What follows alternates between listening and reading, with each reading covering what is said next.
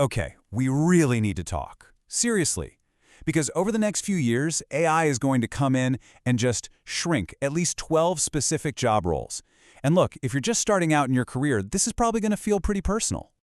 First things first, let's get one thing crystal clear about who's really at risk here. You know, there's this big fear that AI is gunning for the top jobs, the big decision makers. But nope, that's not where the first wave is going to hit. It's coming for the freshers. It's targeting the people who are just getting their foot in the door, the very people who are supposed to be learning the ropes and building their foundation. Yeah, I'm talking about junior coders, I'm talking about BPO employees, that's business process outsourcing, by the way. Excel analysts, entry-level designers, and listen, this isn't some sci-fi movie thing that's decades away. This is happening right now. But you know what the truly scary part is? The awareness gap. Most people in these roles, they have absolutely no idea how vulnerable they are. So consider this explainer your wake-up call. So let's break this down. First up on the AI hit list, we've got the code and data processors. These are basically the jobs all about taking instructions and turning them into code or data. We're looking at junior coders whose whole job is to just follow instructions and fix little bugs. We're talking about manual testers who just click through an app looking for problems.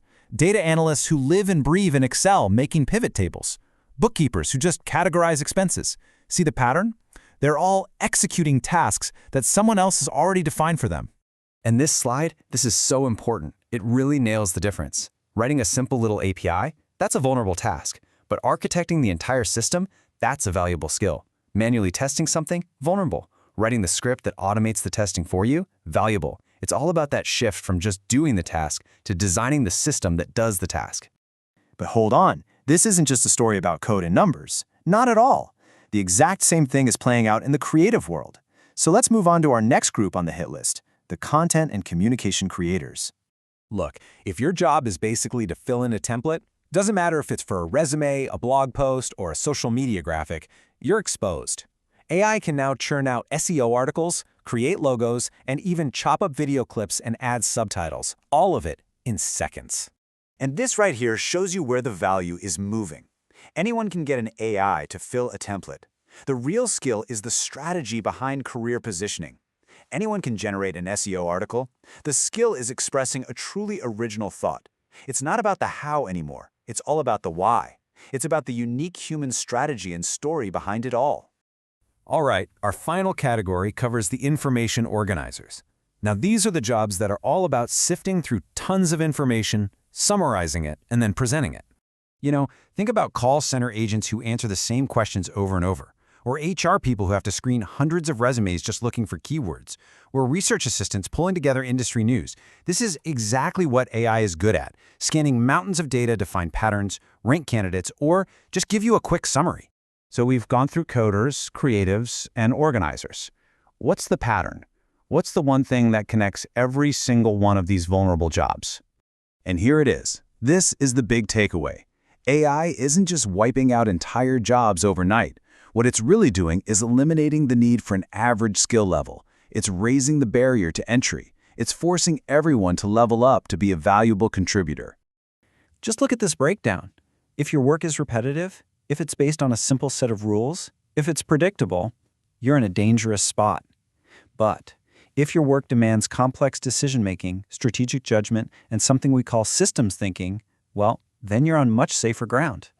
So let's talk about that key phrase, systems thinking. It's not just about doing your one little task. It's about understanding how your task plugs into the whole project, the department, the entire company. You know, it's that classic saying, seeing the whole forest, not just the one tree you were told to work on. And right now, that's the one skill AI just can't copy. Okay, so if you're watching this and your job, or maybe the job you're aiming for, was on that list, you're probably asking yourself the most important question of all right now. What on earth do I do next? And let's just be really direct here. Panicking? That's a total waste of your energy. Complaining about it? That's not going to change a thing. And ignoring it, while pretending this isn't happening, is probably the most dangerous thing you can do. What you need is a plan, a strategy. And in our next explainer, that's exactly what we're going to give you.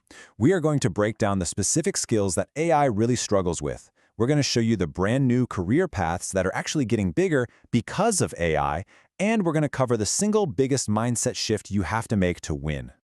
You know, the choice is becoming really, really clear. And it's a choice you have to make. The stuff we're going to cover next, it might just be what decides whether you spend the rest of your career growing with AI or trying to compete against it.